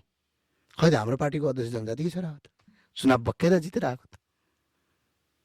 संरक्षण चाहिँ किन छ जस्तो लाग्छ तपाईँलाई? त्यो एनजिओ आइएनजिओको इन्फ्लुएन्समा देश बिगार्नका लागि गरिएको डकुमेन्ट। जस्तो अहिले हेर्नु कस्ता मान्छे सांसद भए, नेपाली पढ्न पनि आउँदैन। अस्ति एउटा भाइरल भइरहेको थियो भिडियो, कट्टुपाको थियो के एउटा इन्डियाको जस्तो निम्बा भनेर पुरा भइरहेको थियो। त्यो क्वालिटीहीन मान्छे हामीले ल्याइराखेका छौँ। एउटा रेस्टुरेन्टमा काम गरेर पेट पालन सक्ने क्षमता नभएका मान्छे सांसद भएर हिँडिरहेछन् देशमा। अनि देश कसरी भन्छ? अनि तपाईँहरू देश बनेन देश बनेन भन्नु। देश बनाएर त सिस्टम त्यो सामान्यवादी व्यवस्था हटाइदिउँ त, क्वालिटीको मान्छे आउँछ। किन चान्जुनी मान्छे आउँदैन नि त? किनकि चुनाव जितेर आउनुपर्छ। त्यो पार्टीलाई सहयोग गर्ने सामान्यवादी प्रश्न आउँदैन त, चुनाव जितेर आउँछ। जितेरको मान्छे आयो भने के हुन्छ? कमसेकम जनताबाट निर्वाचित मान्छे आइदियो भने त्यसले जनताको दुःख पीडालाई बुझ्छ। अनि धेरै कुरा लाइक हटाउने कुरा गर्नुहुन्छ तपाईँ होइन? अब नेपाली हटाउने होइन, त्यो रिकन्साइल गरेर बनाउने हो। बनाउने होइन, बनाउने रेनोभेट फिक्स गर्ने भन्नु होला होइन? अँ। तर अब हामीहरू चाहिँ यो सधैँ हामीले सुनेको सबैको एउटा आश्वासन त त्यही त हो नि त होइन? भ्रष्टाचार हटाउँछौँ यो गरेर त्यो गरेर होइन, देशमा समृद्ध ल्याउँछौँ। एकजनाले देशलाई सिङ्गापुर पुऱ्याउँछु पनि भन्नुभएको थियो होइन पहिला। सो सबै हामीलाई विश्वास दिने काम नै भइरहेछ क्या सबैले। त्यो ठिक्क भयो नि अब होइन अब त्यसकै त शिकार हामी भएको छौँ त होइन होइन। त्यो के गर्छ मङ्गलले आफ्नै ढङ्गले फेरि पनि अब हामीले आफ्नै खुट्टामा बन्छ। अब पनि हुँदैन किन हुँदैन भने पहिला सुन्नु नेपालको यी कुराहरू परिवर्तन गर्नका लागि दुई तरिकाबाट सकिन्छ जस्तो भ्रष्टाचार अन्त्य गर्नका लागि निर्वाचन आयुक्त फेर्नका लागि अख्तियारको आयुक्त फेर्नका लागि अदालत निष्पक्ष बनाउनका लागि त संविधानका त्यति धारा परिवर्तन गर्नु पर्यो नि त्यो मुखले भोट भाषण गरेर बन्ने होइन नि मैले चर्को भाषण गरेर देश बन्ने हो होइन नि त हो जनतालाई सूचित गराउने हो त्यसले तर देश बन्नलाई त सिस्टम बन्ने हो नि संविधानका ती धारा चेन्ज गर्नका लागि किन हुँदैन यो भन्ने पनि प्रश्न सही हो तपाईँहरू भन्नु त हुन्छ किन हुँदैन त यही प्रश्न तपाईँले माओवादी या अहिले आएका नयाँ आएका घन्टीका साथीहरूले कुरा गर्नु भने हामी गयौँ भने गर्छु भन्छन् क्या म चाहिँ भन्दिनँ हामी गए चाहिँ गर्छु म नै यो देशको प्रधानमन्त्री भने मैले देश विकास गर्न सक्दैन यही व्यवस्था गर्न खोज्नुहुन्छ सम्भव नै हुँदैन जस्तै मानौँ म प्रधानमन्त्री भएँ अख्तियारको आयुक्तले भ्रष्टाचारको मुद्दा फैसला गरिदिएन कारबाही गरेन भने त मलाई त रिस उठ्छ नि त ल यो फैसला गर्नुहोस् भने उसले भनेकै मानेन भने उसलाई कारवाही गर्ने अधिकार त पार्लामेन्टसँग छैन नि न्यायाधीशले भोलि गलत काम गरिदिएला त्यो न्यायाधीशलाई हटाउने अधिकार पनि पार्लामेन्टले छैन भोलि कर्मचारीले भ्रष्टाचार गर्ला कर्मचारीलाई पनि हटाउने अधिकार पार्लामेन्टले छैन अनि के गर्छ प्रधानमन्त्रीले कठपुतली मात्रै हो भोलि केपी ओली भने त्यही हुने हो शेरबहादुर देवा त्यही हुने हो अरूको कुरा नगरौँ म ज्ञानेन्द्र साई गयो भने त्यही हुने हो अहिले आएका जति नयाँ अनुसार देशको प्रधानमन्त्री यही व्यवस्थामा भने देश चाहिँ भन्ने होइन व्यक्तिको र कुर्सी मात्रै परिवर्तन हो त्यसका लागि सिस्टम परिवर्तन गराउने मात्रै भन्छ सम्भव छ फेरि सिस्टम चेन्ज गर्नु पर्यो सिस्टम चेन्ज गर्ने दुईवटा तरिका छ एउटा तरिका अहिलेको संविधान अनुसार जाने भने 185 जना सांसदले हुनु पर्यो जनताले भोट दिएर पठाउनु पर्यो अर्को भनेको जबरजस्त आन्दोलन गरेर पनि यिनलाई हटाउनु पर्यो नयाँ संविधान लेख्नु पर्यो जम्मा दुईवटा तरिका अब पहिलो तरिकामा 185 जना 185 जना सांसद चाहिँ चाहिन्छ चुनाव हुन्छ जम्मा 165 अब 20 जना कहाँबाट ल्याउने अब तपाईँ भन्नु होला समानुपातिले ल्याएर भोट हाल्लान् अनि फेरि अर्को कानुन पास गरेका छन् यिनीहरूले कुनै पनि सांसदले आफ्नो राजनीतिक पार्टीको नीतिभन्दा विरुद्धमा गएर संसदमा भोट गऱ्यो भने उसको पदै जान्छ सिधै सांसद पनि स्वतन्त्र छैन अमेरिकामा छ अमेरिकाको सिनेटलाई यहाँको डेमोक्रेटको अध्यक्षले हटाउन सक्छ तर नेपालमा हरेक सांसदलाई त्यो पार्टीको अध्यक्षले हटाउन पाउँछ अहिले जस्तै ढाकाराम साकाराम सब हटायो नि याद छ तपाईँलाई अनि यस्तो घटिया व्यवस्थाले देश बन्छ भने तपाईँ पटमूर्ख होइन सांसद पनि स्वतन्त्र छैन कयौँ हामीले बोलेका कुरा संसदमा ल्याएका कानुनहरू कयौँ अहिले संसदमा भएका सांसदलाई चित्त बुझ्या हुन्छ उनीहरू भोट पनि हाल्न चाहन्छन् तर यसो हेर्छन् शेरबहादुर देवाको अनुहार आरजे भाउजूको अनुहार हेर्छन् यसोपट्टि केपी ओलीको अनुहार हेर्छन् प्रचण्डको अनुहार हेर्छन् तिनीहरूले आँखाले हुन्छ भन्यो भने हुन्छ भन्छन् हुँदैन भन्यो भने हुँदैन भन्छ अनि त्यस भन्छ सांसद पनि स्वतन्त्र छैन सांसद त पद जान्छ यदि दलको व्हिप मानेन भने सिधै सांसद पद जान्छ यस्तो कानुन पास गरेका छ यो कहीँबाट पनि देश विकास नहोस् भनेर क्या अब हेर्नु त कस्तो पटमूर्ख काम हो कि होइन चुनाव गर्ने जम्मा 165 जनाको अनि बहुमत पुर्याउनु पर्ने 185 जना अनि 20 जना कहाँ ल्याउने अनि त्यो 20 जना पनि समानुपातिक ल्या भन्छ ती समानुपातिक फेरि दलको विरुद्धमा गएर सिधै पद जान्छ अनि कसैले पद फाली त्यहाँ जान्छ रिस्क लिन सक्छ त्यो भए हुनाले अबको विकल्प भनेको युवाहरू एकजुट भएर कि त 185 ल्याउनु पर्यो त्यो सम्भावना शून्य बराबर देखिन्छ किनभने भोट हाल्ने मान्छे विदेशका मान्छेले भोट हाल्दा भए त्यो पुग्थ्यो विदेशमा रहेका नेपालीले अब नेपालभित्र त जुन पार्टी बिचमा भोटिङ हुने हो नि त जस्तै अहिले विदेशमा रहेको मान्छेले भोट हाल्न पाउँदैन नेपालमै भएको मान्छेले भोट हाल्न पाउँदैन जस्तै पुलिसले भोट हाल्न पाउँछ पाउँदैन कर्मचारीले भोट हाल्न पाउँछ पाउँदैन नेपाल आर्मीले भोट हाल्न पाउँछ पाउँदैन पचासै पाउँदैन नि त्यति मात्रै होइन तपाईँको घर कहाँ झापा कहाँ हो झापा ज्यामिरगढी भन्छ ज्यामिरगढी कुन गाउँपालिका पर्छ मेचीनगर 15 हो मेचीनगरको 15 वडा नम्बर 15 को तपाईँको बुथ के हो निर्वाचन बुथ बुथै चाहिँ मलाई याद भएन कोही स्कुल नजिकै बुथ छ हाम्रो एउटा नेपाली सरकारी स्कुल छ ल ठिक्क हो तपाईँलाई उदाहरण दिएर भन्छु है म त्यही भएर देश बर्बाद छ क्या ठक्क तपाईँ चाहिँ कामको सिलसिलामा तपाईँ जुम्लामा हुनुहुन्छ तपाईँको नेपालमा चुनाव भयो अब तपाईँ भोट हाल्नका लागि झापा आउनुपर्छ, जुम्लाबाट हाल्न पाउनुहुन्न। अब जुम्लामा जागिरे हुनुहुन्छ तपाईँ, महिनाको 20,000 तलब खानुहुन्छ होइन। अब झापामा भोट हाल्न जाँदाखेरि तपाईँको 25,000 रुपियाँ खर्च लाग्छ नि त। 7,000 प्लेन भाडा ल्याउँ नेपालगञ्जसम्म, त्यहाँबाट 7,000 त पर झापा पुग्दा लागिहाल्छ, 7 के बढी लाग्छ। प्लेनमै गए पनि 7,000 नेपालगञ्ज, त्यहाँबाट 7,000 काठमाडौँ, कति गयो 14,000, फेरि त्यहाँबाट झापा प्लेनमा 7,000, 21,000, फेरि फर्किँदाखेरि 21,000, जाँदाखेरि कति गयो 42,000 गयो। तलब छ तपाईँको 25,000 महिनाको। अब 42,000 रुपियाँ तिरेर तपाईँ झापा भोट हाल्न जानु पऱ्यो होइन। ल तपाईँ जुम्लाबाट भोट हाल्न पाउनुहुन्न, ल जानु पऱ्यो, म त झापा पुगेँ भनेर झापा पुगेर पनि तपाईँले भोट हाल्न पाउनुहुन्न। तपाईँको नगरपालिकामा पुग्नुभयो मेचीनगर, त्यहाँ पुगेर पनि तपाईँले भोट हाल्न पाउनुहुन्न। आफ्नो जानेर बुझ्दो त्यहीँ जानुपर्छ क्या। अनि यस्तो भोट हाल्ने नमान्छे चाहिँ नेपालमा 45 लाख मान्छे छन् जो भोटै हाल्न पाउँदैनन्, नेपालभित्र भएर पनि भोट हाल्न पाउँदैनन्। 45 लाख भनेको धेरै ठुलो नम्बर हो। भने विदेशमा रहेका झन्डै 50 लाखभन्दा बढी युवा छन् जो भोटर कार्ड भएका, त्यसले भोट हाल्न पाउँदैनन्। अनि नेपालमा त भोट कस्तो हुन्छ थाहा छ, कार्यकर्ता बिचको भोटिङ हो क्या अहिले त्यो भइरहेको, जति पनि त्यो चुनाव हुन्छ नि। अनि हामी जस्ता जो नयाँ मान्छे जितेका छौँ नि, अनि हामी त कस्तो हो भने कसैले माछा लगेर पोखरीमा गएर जाल हानेर माछा ल्याउँदाखेरि त्यो जालबाट चाहिँ 1-2वटा माछा फुत्किन्छ नि, त्यस्तै हामी फुत्किया हो। हामीलाई त कार्यकर्ताले नै भोट हाल्दै हो। अनि यस्तो सिस्टम, निर्वाचनको पद्धति नै खराब छ। अनि कसरी देशमा 150 ल्याउँछौँ हामी सबै मिले पनि ल्याउन सक्दैनौँ 150। अल्टरनेटिभ भनेको के जनआन्दोलन सबभन्दा ठुलो कुरो भने आन्दोलनबाट घुँडा टेकाएर बङ्गलादेश बनाएर संविधान संशोधन गर्ने। पहिला नेपालभित्रै डिजिटल सिस्टममा गरिदिने भोटिङ, देश विदेश जहाँ भए पनि नेपालले भोट हाल्न पाउने सिस्टम बनाइदिउँ। त्यो मैले बनाइदिउँ भनेर मुखले हुँदैन, त्यो बनाउने काम कसको, निर्वाचन आयोगको। निर्वाचन आयोगको आयुक्त कहाँबाट नियुक्ति हुन्छ, नेपालको संविधानको धारा 284 अनुसार संवैधानिक परिषदबाट हुन्छ। भने उसले काम गरेन भने उसलाई कारवाही गर्ने केही अधिकारै छैन।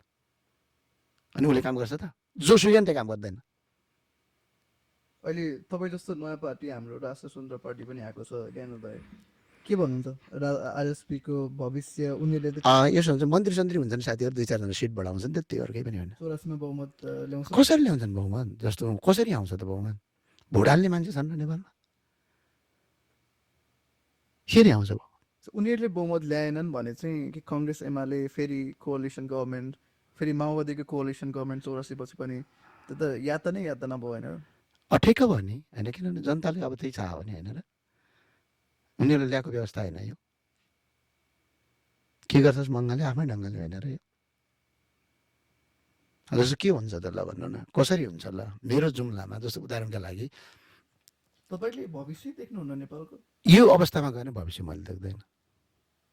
यो अहिले 2-4वटा पार्टी खोलेर अनि हामी नयाँ हो भनेर भाषण गरेर देश बन्दैन। त्यसको लागि सिस्टम चेन्ज गर्नुपर्छ। अब के हुन्छ, जस्तै उदाहरणलाई अब भनौँ अहिले रापरपा, रासपा, अब हामी छौँ, मिल्नु न तपाईँ? हामी त मिल्छौँ भनेर हामीले प्रस्ताव राखेका छौँ, उनीहरू मिल्न खोजिरहेको छैनन्। भिजिट भिसामा त हामीले मिल्छौँ भने मैले प्रस्ताव राखेको, डिपी अर्याल र सन्तोष परियारजीलाई। राजावादी र हिन्दू राष्ट्रियलाई कम्प्रोमाइज गर्न चाहनुहुन्न? हामी चाहन्नु, त्यो चाहिँ तपाईँहरूको फन्डामेन्टल, हाम्रो फन्डामेन्टल लाग्यो। त्यो कम्प्रोमाइज गरेर त के को त्यति त्यो पद खानलाई नगइन भने के छ त? त्यो मन्त्री बन्न, सांसद बन्न त 1000 मान्छे बनेको छ नि त, के भएको छ त्यसो? हुन्छ चाहिँ के त ल भन्नु न। विदेशमा रहेको मान्छेले भोट हाल्न पाउँदैन, नेपालभित्र भएको मान्छेले भोट हाल्न पाउँदैन। जो मान्छे स्वतन्त्र छन्, कुनै पार्टीसँग आस्था छैन, राम्रो मान्छे छान्छन् अनि हाल्छन्, को पार्टीका कार्यकर्ताले हाल्ने हो। तब अस्ति इलाममा जितेनन्, के न के जाए भन्दा भन्दै पनि त खै एमाले जित्यो त इलाममा, हो कि नै? कत्रो केरेस थियो त, स्वयं रवि लामिछाने गृहमन्त्री, उहाँको जमानतै जफत भयो। त्यो भए हुनाले नेपालमा के छ भने जुनसुकै पार्टी यही सिस्टममा आयो भनेपछि बहुमत ल्याउन सक्दैन। बहुमत नल्याउँदाखेरि त देशमा केही परिवर्तन गर्न सक्दैन। अनि त्यो के हो भने 2-4 थान मान्छे प्रधानमन्त्री हुन्छन्, 2-4 थानजना मान्छे जो सांसद हुन पाएछन् ती सांसद हुन्छन्, अनि कट्टा भइसक्यो औँली सुकाइकन गर्ने हो, अनि हो नयाँ भन्नु पुराना भन्नु यसरी हिँड्ने हो। त्यसका लागि त सबभन्दा ठुलो कुरा के त 185 ल्याउन सक्नु पऱ्यो कि सडकबाट आन्दोलन गरेर यो व्यवस्था हटाउनु पऱ्यो।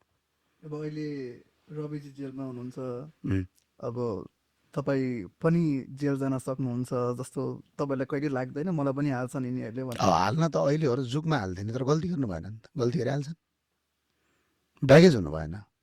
तपाईँको लागि त न्यायालयको भ्रष्टाचारको कुराहरू गर्दै हुनुहुन्थ्यो होइन? त्यसमा चाहिँ यस्तो हुन्छ क्या, जस्तै यहाँ पनि उमेश छ रवि दाईको केसमा पनि त्यस्तो होइन, रविजीको केसमा कहाँनिर इन्फ्लुएन्स छ भने जस्तो उनले सहकारीको ठगीको कुरामा चाहिँ सरकारले जेल हाले होइन, उहाँलाई छानबिन समितिले सिफारिस गरेर हाले हो है, सरकारले चाहिँ कार्यान्वयन मात्र गरे हो, किनकि छानबिन समितिमा त स्वयं रवि लामिछानेजीको पार्टीको शिशिर खनालले नै सिग्नेचर गर्नुभएको छ नि। तर रवि लामिछानेमाथि राजनीतिक प्रतिशोध चाहिँ कहाँनिर भएको हो भने अहिले उहाँलाई थुनेर अनुसन्धान गर्नुपर्ने चाहिँ कुनै पनि कारण छैन, त्यो चाहिँ सरकारले इन्फ्लुएन्स गरे हो। त्यो डराएको हो सरकार त्यस्तै हो। डराएको भन्दा नि पेलेर राखिदिउँ न त भने डराउनु त के डराउँछ, त्यो 20 सिटसँग 15 सिटसँग डराउँछन् यिनीहरू, 88 सिट ल्याएको काङ्ग्रेससँग त डराउँदैनन् यिनीहरू। 88 सिट ल्याएको काङ्ग्रेसहरूले झुन्डो राम्रोसँग छैन नेपाल। अनि तपाईँ हामीले 20 सिट ल्याएर 14-15 सिट ल्याएन हामीले, रापरवाला 14 सिट ल्याएर अनि हामीसँग काङ्ग्रेस डरायो एमाले डरायो भनेर भाषण गर्नु भने त त्यो आफैले हास्यास्पद कुरा हो नि। के गर्न सक्ने हैसियतहरू भयो डराउनु भने? सँगसँगै बोल्ने हो, बोलेको सुन्दै सुन्दैन यिनीहरू, सकियो। त्यसै लागि जनतासँग चेतनशील बनाउने हो। यिनीहरू के हो भने आफूले गल्ती गरेका छन्, यिनको सत्ता गयो भने यिनी पनि जेल जान्छन् भोलि, अनि आफ्नो सत्ता भएको बेला पेले नै हालौँ भनेर पेलेको हो त्यो। अहिले हाम्रो केपी ओली प्रधानमन्त्री हुनुहुन्छ। केपी ओली त कुनै जमानामा त रवि लामिछानेको गडफादरै हुनुहुन्थ्यो अघिल्लो सरकार हुँदाखेरि, उहाँहरूसँगै मिलेर सरकारमा गएको होइन र, होइन र? प्रचण्डजी त गडफादर हुनुहुन्थ्यो होइन र? त्यो भए हुनाले मैले यी पुरानाहरू सब फटाएको छन्, यिनका पछाडि नहिँड भनेर रविजीलाई मैले पटक पटक भने।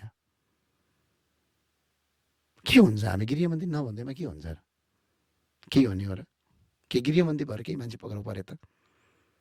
पञ्चा सिंह जस्तो हत्यारा त रविजीकै गृहमन्त्रीको कार्यकालमा खुलुम्बुला हिँड्नु भयो। सुर्खेतको वीरेन्द्रनगरमा कालीकोटको एउटा 18-19 वर्षको केटालाई खुकुरीले काटे हो र, बियरका बोतलले घाँटी काटेर मार्यो। अदालतले पक्राउ गर भन्दाखेरि पनि उहाँहरू गृहमन्त्री भएकोलाई पक्राउ गर्नु भएन। भयो चाहिँ क्या त? यसो म पूर्व गृहमन्त्री हो, पूर्व परराष्ट्र मन्त्री भन्नु सिवायहरू केही भयो त? त्यही भए हुनाले यी पुरानासँग मिलेर जानु हुँदैन। हामी यिनले फसाउँछन् कहीँ न कहीँ, कामै गर्न दिन्नन् भन्दाखेरि हामी नयाँहरू चाहिँ एक ठाउँमा उभिएर जानु पर्यो। अब यही पनि अस्ति भिजिट भिसा पर्खाउन मैले भनेको थिएँ उहाँहरूलाई, स्पष्टै भनेको थिएँ, हामी एक मिलेर जाउँ, तपाईँ माओवादीको विश्वास नगर्नुहोस्, यसले लास्टमा तपाईँलाई धोका दिन्छ, किनकि यिनीहरूको सेटिङ हुन्छ क्या, एउटा मुद्दामा पक्राउ पऱ्यो भने यिनीहरूको अर्को ब्यागेज हुन्छ, अनि त्यसमा कम्प्रोमाइज गर्नलाई यताको मुद्दा छोडिदिन्छन् क्या। गरौँ भन्दाखेरि राष्ट्रसभाका साथीहरूले ओहो हामीले प्रस्ताव राख्दा त हामी चाहिँ चुनावै नजितेर आएको, उहाँहरू मात्रै चुनाव जितेर आएको जस्तो गर्नुभयो व्यवहार। माओवादीलाई बोकेर हिँड्नुभयो, 17 दिनपछि माओवादीले उहाँलाई साथ छोडिदियो, फेरि आउनुभयो यता। यसका लागि के हो भने अलिकति राजनीतिक चेतना चाहिँ हुनुपर्दछ भन्छ। तपाईँको अब त्यो भए हुनाले अहिले के छ भने, अब अहिले के गर्दै भिजिट भिसामा राष्ट्रपा र रापरपा संसदमा बोलिराखेका छौँ, हामी बहिष्कार गरिरहेका छौँ, उनीहरूले संसद चलाइरहेका छन्। त्यही त गर्नेले गर्ने, ताली बजाउने, सुन्नेले सुन्ने मात्र भइरहेछ। त्यो शक्ति नपुगेर हाम्रो, त्यो शक्ति पुग्नका लागि जनताले भोट दिनु पर्यो। जनताले भोट दिँदैन। अब यदि साँच्चै 84मा देश बनाउने इच्छा छ भने हामी नयाँ शक्तिहरू एकजुट हुनैपर्छ। त्यो जुङ्गाको लडाइँ गरेर केही पनि हुँदैन। अब अस्तिको चुनावमा नै हामी एक भएर लड्या भए अहिले धेरै सिट आउँथ्यो हाम्रो। कैयौँ ठाउँमा रापरपाले जितेको ठाउँमा राष्ट्रपा दोस्रो पनि भएको छ। अब प्रत्यक्ष निर्वाचितमा जाने हो भने त राष्ट्रपा र हाम्रो सिट बराबर हो, जम्मा 1 सिटको फरक त हो। उहाँले 8 सिट जित्नु भयो, हामीले 7 सिट जित्यो। त्यो पनि उहाँको रिइलेक्सन भएर 1 सिट जित्नु भयो। रिइलेक्सन नभइदिए त हामीले बराबर जित्यो हो त। तर हामी त्यतिखेर मिलेर गएको भए अहिले राष्ट्रपा रविजीकाहरूको 30-35 आउँथ्यो होला, हाम्रो 25-26 आउँथ्यो, अनि हाम्रो त ठुलो शक्ति भन्थ्यो। त्यो भए हुनाले भगवान् गौतम बुद्धले के भन्नुभएको छ, समाज बिग्रेको भनेको खराब मान्छेका कारणले मात्र होइन, राम्रा मान्छे मिल्न नसक्नेका कारणले पनि समाज बिग्रिन्छ। अब अहिले 84 भनेका छौँ, अनि यही हिसाबले चुनावमा गर्ने के हुने त? अब हामी 14 सिट ल्याएको छौँ अघिल्लो पल्ट, धेरैबाट 6-7 सिट हामी बढाउने हो। उनीहरूले धेरैबाट 2-6 8-9 सिट बढाउला। अनि 88 सिट ल्याएको काङ्ग्रेसको शेरबहादुर देउवाले पाबन्दी हुन पाएको छैनन्। अनि 30 सिट ल्याएर कोही मान्छे फेरि पाबन्दी हुन सक्छ त? अनि झुन्ड्यो राम होइन। अनि 2-4 जना मान्छे मन्त्री हुने हो, 1-2 जना सांसद हुने हो, सकियो त्यसपछि। त्यो हुनुभन्दा अहिले गर्ने के अरे हुइम गरौँ। यो निर्वाचनमा जाने भने एकीकृत बनेर जाउँ। आन्दोलन गर्ने भने सडकबाटै आन्दोलन गर्ने व्यवस्था उल्टाइदिउँ कि त्यो चाहिँ सम्भव छ। फेरि बढी चाहिँदैन। 5 लाख मान्छे नेपालमा रेडी भने त्यो सम्भव हुन्छ। त्यो त एकदम हिंसातिर पो जान्छ होइन र आन्दोलन भइसकेपछि त। आन्दोलन भए त जे पनि हुनसक्छ नि। कि त अब देश जे पनि हुन्छ चुप लाएर बसौँ। तपाईँ पनि चुप लाएर बस्नुहोस्, म पनि चुप लाएर बस्छु, अरू पनि चुप लाएर बस्ला। कि त गर्नु पऱ्यो कि त डर्नु पऱ्यो। त्यो मात्र अल्टरनेटिभ देख्नु भएको छ त? अल्टरनेटिभ भन्दा अर्को विकल्पै छैन, केही पनि हुँदैन। तपाईँले आफ्नो राजनैतिक भविष्य चाहिँ कस्तो देख्नुहुन्छ? मैले आफ्नो काम गर्ने हो, काम गर्न सकिनँ राजीनामा दिने हो, घर बस्ने हो, सकियो नि। त्यो कुन ठुलो कुरा छ र? राजनीति यो सांसद छोड्न तयार के गाह्रो छ त? भोलि मलाई इच्छा लागेन, मैले कामै गर्न सक्ने क्षमतै भएन मलाई भने त्यसपछि झुन्डिएर हिँड्नुपर्ने के कारण छ र? राजीनामा दिने, घर बस्ने आनन्दले के याद छ? अब हामी धेरै कुरा गऱ्यौँ राजनीतिक ऐन त्योमा अन्त रवि लामिछानेको अहिलेको हकमा मेरो चाहिँ के हो भने उहाँमाथि राजनीतिक प्रतिशोध चाहिँ उहाँलाई थुनेर अनुसन्धान गर्नु हुन्थेन। बेलमा छोडेर बेलमा छोडेर अनुसन्धान गर्नुपर्छ। किनकि उहाँ क्रिमिनल त्यो मान्छे मारेको मुद्दा होइन क्या, उहाँको सहकारी ठगेको मुद्दा न हो। त्यो भनेको त फाइनेन्सियल मुद्दा हो नि त। कसरी एन्ड हुन्छ होला यो? यो कसरी एन्ड हुन्छ होला त? यो त अदालतले फैसला गर्यो भने एन्ड भइहाल्छ नि। अदालतले फैसला गर्नु पर्यो। फेरि इन गर्नका लागि पहिला जिल्ला अदालतले फैसला गर्नु पर्यो। चित्त बुझेन भने उच्च अदालत जान्छ, उच्चले फैसला गर्नु पर्यो। त्यहाँबाट चित्त बुझेन सर्वोच्च जान्छ। त्यहाँ हिजो मेरो किसान त्यही भयो त। जस्तो सुर्खेतमा पत्रकारले गाली गरेर भने साइबर क्राइमको मुद्दा हाले यिनीहरूले। काठमाडौँ जिल्ला अदालतमा मुद्दा हाले, मलाई पक्रेर ल्याएर थुनेर कुटपिट गर्यो। अदालतमा गयौँ हामी, सर्वोच्च अदालतले अहिले पक्रेर थुन्नु पर्दैन भनेर मलाई फैसला गरेर बाहिर राख्यो। बाहिर बसियो, मुद्दा चलिरहेको थियो। त्यसपछि काठमाडौँ जिल्ला अदालतले 2 वर्षपछि फैसला गर्यो। 2-3 वर्षपछि फैसला गर्दा मलाई निर्दोष ठहर गर्यो। मैले जितेँ मुद्दा। अनि त्यसपछि मेरो त्यो मुद्दा कहाँको पाटन उच्च अदालत जाने भयो। पाटन उच्च अदालत जाँदाखेरि त्यहाँको सरकारी वकिलले मुद्दा दर्ता गराइदिनु भएन। मेरो ज्ञानेन्द्र साईमाथि कुटपिटै भएको कुरा र ज्ञानेन्द्र साईले झुटो कुरा बोलेको होइन भनेर त्यहाँको उच्च अदालतमा मुद्दै दर्ता गरिदिएन। र मैले तल्लो र माथिल्लो दुइटै सदनबाट जितेँ कि सरकारबाट। अहिले रविजीको मुद्दा त्यही हुन्छ। अब जिल्ला अदालतले फैसला के गर्छ? अब फेरि फैसला गर्दै भन्ने कुरा भनेको के हो भने अदालतमा जुन न्यायालयले न्याय दिने भन्ने कुरा छ नि, त्यो चाहिँ रेयर बाई रेयर केसमा त फ्रड हुन्छ कि न्यायाधीशहरूले फ्रड गर्छन्। रेयर केस त होइन यो। जस्तो कस्तो हुन्छ भने जस्तै न्यायाधीशसँग चाहिँ 3टा अधिकार दिया हुन्छ कि जहिले पनि 3टा अप्सन दिया हुन्छ। जस्तै कुनै पनि व्यक्तिलाई साधारण तारिकमा थुनेर राखेर फैसला गर्ने कि होइन, अर्थात् तपाईँको धरौटी लिएर फैसला गर्ने कि वा धरौटी र दुइटै पूर्वपक्ष हालेर अनुसन्धान गर्ने भने 3टा अप्सन हुन्छ कि। अब जस्तो कस्तो हुन्छ बिउ भोलि फैसला दाने 2 वर्षदेखि 10 वर्षसम्म कैद, 2 लाख रुपियाँदेखि 10 लाख रुपियाँसम्म जरिवाना भन्छ क्या, वा भने हुन्छ। अनि न्यायाधीशले के गर्छन्? उस्तै आफूलाई चित्त बुझेको मान्छे भने के गर्छन्? 2 वर्ष जेल भने 2 वर्ष जेल हाल्छन् मिनिमम गर्छन्। चित्त नबुझेको मान्छे भने 10 वर्ष हालिदिन्छन्। 11 वर्ष हाल्न पाउँदैन कि। 10 हाल्ने अधिकार त छ। 10 हाल्ने अधिकार छ। अनि फेरि के हुन्छ? 2 लाख रुपियाँ धरौटी लगी वा बिना धरौटी भन्ने हुन्छ। त्यो कानुनमै लेखा हुन्छ। चित्त नबुझेको मान्छे छ भने धरौटी लगाइदिन्छन्, जेल पनि हालिदिन्छन्, धरौटी लगाइदिन्छन्। चित्त बुझेको मान्छे छ, राम्रो छ, अलिकति त्यसले राम्रो छ भने त्यसलाई चाहिँ धरौटी फिर्ता गर्छन्। त्यो भए हुनाले रवि लामिछानेको यो मुद्दाको केसमा अदालतले चाहिँ गर्ने फैसला चाहिँ सत्य फैसला गर्छ भन्ने मलाई लाग्छ। किनभने अदालतले चाहिँ त्यो किनभने यो इभिडेन्सका आधारमा फैसला हुने हो। यो कसैका बयानका आधारमा फैसला हुँदैन। यो त के हो भने एउटा सहकारीको कुरा हो। सहकारीको कुरामा के छ भने जस्तो कम्पनी रजिस्ट्रार कार्यालयमा यसको दर्तै हुन्छ, अनि ब्याङ्क एकाउन्टमा पैसा गएको नै त्यो पनि दर्तै हुन्छ, रेकर्डेडै हुन्छ।